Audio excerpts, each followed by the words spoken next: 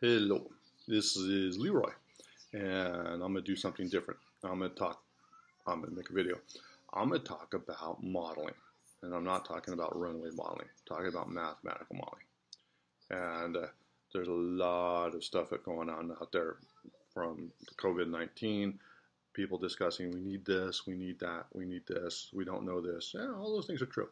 And even prior to that, you look at climate change, and we need this, we need that. Yeah, all these things are true. And the thing is, they're models. That's all they are, models. So, what makes me qualified? Well, I'm a stay-at-home dad. Ooh, I'm qualified. Stay-at-home dad of 6-year-old twins. I'm qualified. I teach them ABCs, 1, 2, 3s. If I can teach kindergartners, I can teach anybody else. But I also have a BA in applied mathematics and a BS in mechanical engineering and an MS and a PhD. And I've done a lot of modeling in my life, a lot of modeling, and top modeling too. So my kids just happen to leave this on my table, and I'm going to talk about this. This is simple. This is a little pendulum, and I'm going to talk about a model that I made a long time ago. Now, back in 1985, I was one of the very first people to ever use a motion analysis system. This is, you look at data capture.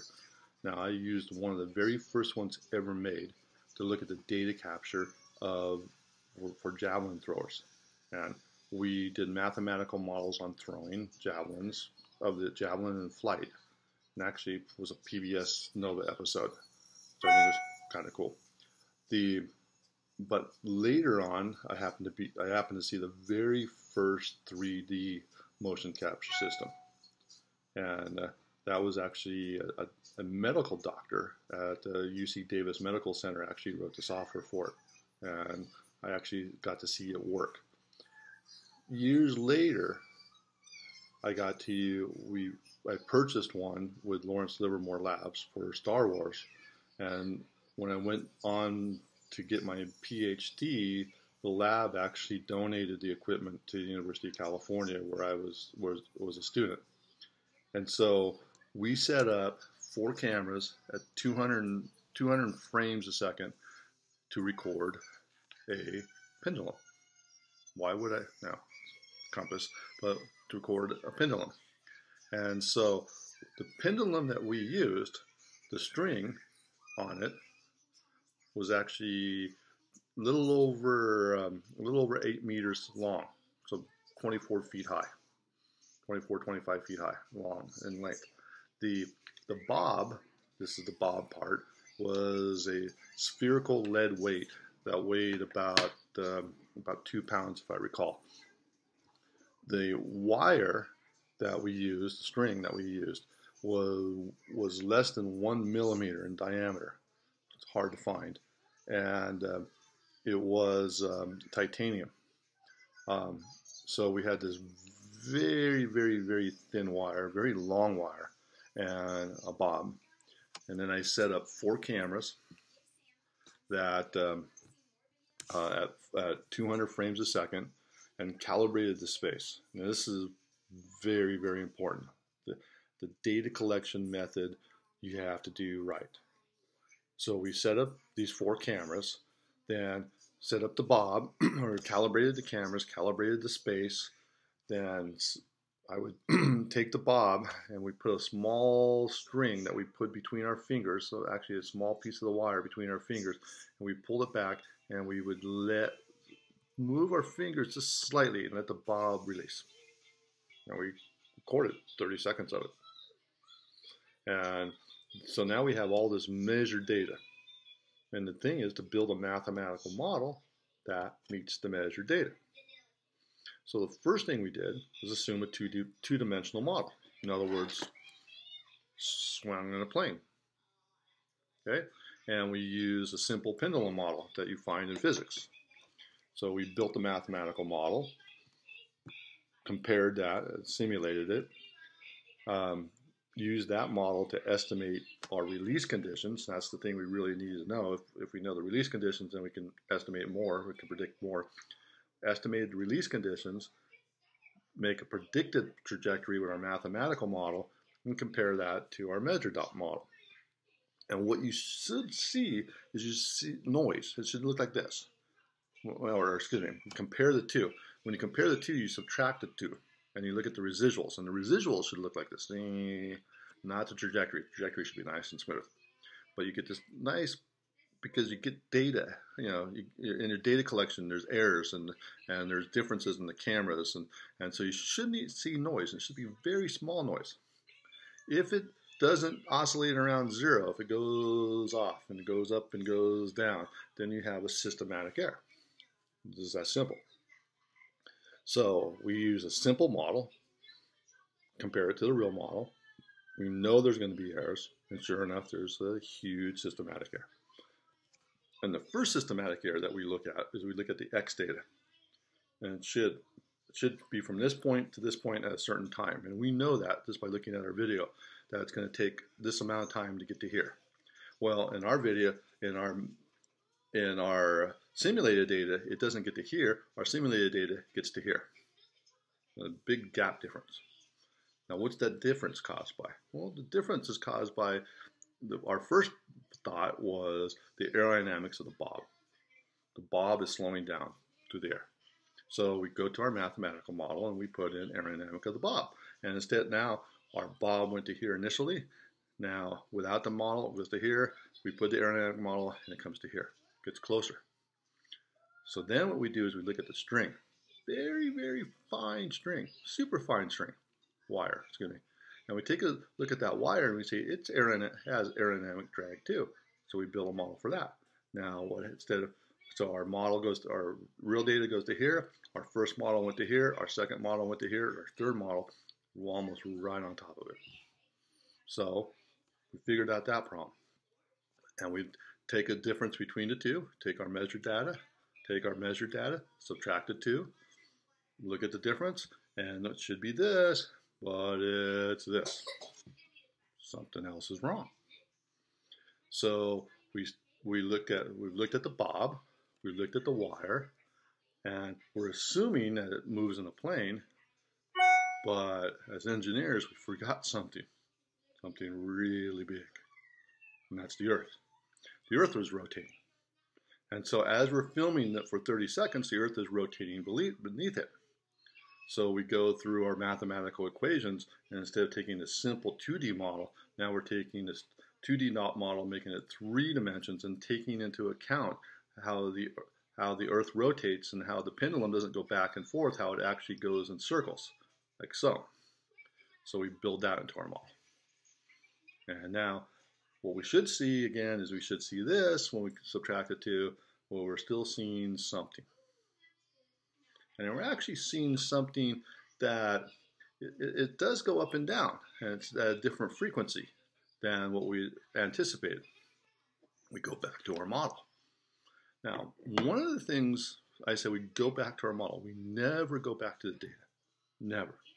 We don't look at the data in the sense that we don't change it. We don't smooth it. We don't filter it. You always use the raw data. Never change the data. If anybody changes the data to fit their model, they've screwed up. So you leave the data alone. So now you go to the model and you look at the bob, or the pendulum. Well, this very thin wire, very long wire, is actually a spring. As you pull it down, now this isn't that flexible as steel is, especially thin steel. If you pull the bob down, and it bounces up and down. Now we release this as slowly as possible, and we shouldn't see the bob going up and down, but sure enough, we see the bob is bouncing. So we go back to our mathematical model, and now we put in the spring constant of this thing bouncing up and down. We do some tests first to figure out what the spring constant is. And then we also estimate it because our tests are not necessarily right. So we build that into our model. So we estimate our initial conditions, how fast we let it go, from where we let it go. We look at the roll of the Earth. We look at the aerodynamics of the bob. We look at the aerodynamics of the string. We look at the string bouncing up and down. And then we simulate that and we compare that to our measured data. And sure enough, we look at it again, and it's oscillating about zero, very, very tightly, but every now and then it would take off and go back down. And we would simulate again, and we see, or we'd measure again, and sure enough, every now and then go up and go down. Now, what in the world's causing that? Cameras are stable. We calibrated right. The data's looking beautiful, but every now and then it's systematic. It's like there's something wrong. Well, what's wrong? Turns out, well, you have to look at the building itself. Now, when we looked at the building itself, the wires connected to a beam going across the top, and the wind would blow, and the building would vibrate. We couldn't control that. On non-windy days, we would do it, and everything would be fine. All of a sudden, take off again. And why would it take off again? Well, a mile away, we'd hear a whistle blow. The motion of a train a mile away, the vibrations of the earth would come over, and our cameras would actually move, and the building would actually move. Or a delivery truck would go by the building, and the ground would shake just a little bit, and we'd pick that up, and we'd see that motion. So these are things that we couldn't control systematically, that we couldn't build into the model, and would affect the data. So that would affect the data, and we can't filter that out, because if we filter that out, other problems. I should go back to the one other thing that we did for the model, or two other things we did for the model, and that is for the aerodynamic data. We also made sure that we knew what the temperature was of the room, so we had the best data on the density of the air, and where you stand on the Earth. It's not 9.801. It's not 9.81 for gravity in meters per second necessarily, because where you are latitude, longitudinal, you have to take that into account, and your elevation, you have to take that into account. It so happens that where we were doing our research at UC Davis, or where the lab was set up at UC Davis, the local gravity constant was 9.81. So by chance, I put that into the software, and by chance, it happened to be the right number, or the right number as close as I could get it. So what I'm getting at is, in the model that they use for COVID-19, in the model that they use for global warming or climate change, okay, what you have to do is, number one, is you have to make sure the data is right. Number two, you got to make sure the model's right. Now, the data for COVID-19, what is the data that you should be looking at? Well, they're looking at testing. And testing, they're changing the parameters on who can be tested. That affects things. They're constantly increasing the number of tests. That affects things. And if you're going to use testing for your denominator, it's useless.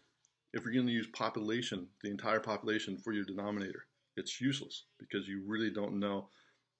Again, the data is changing all the time, but also you don't, the population, you're dividing by a huge number, and we've tested so little or so few people.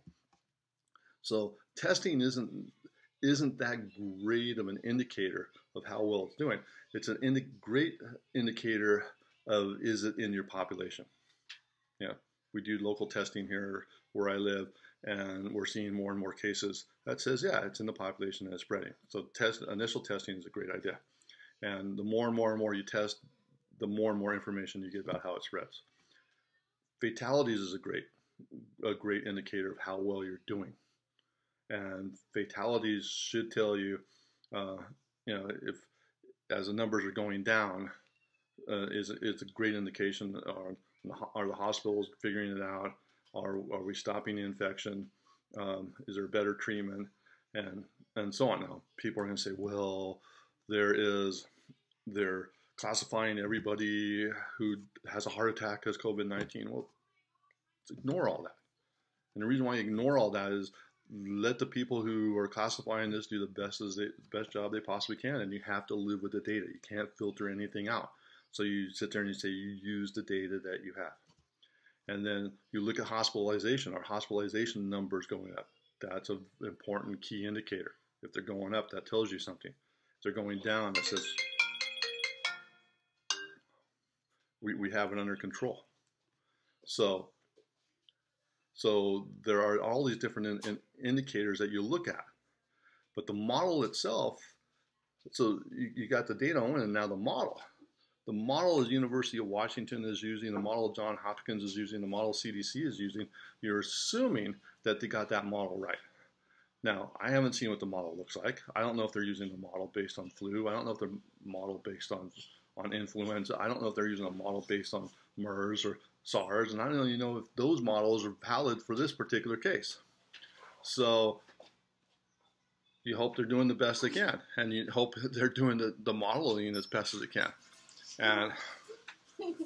And so I really don't want my kid in my video, but I do.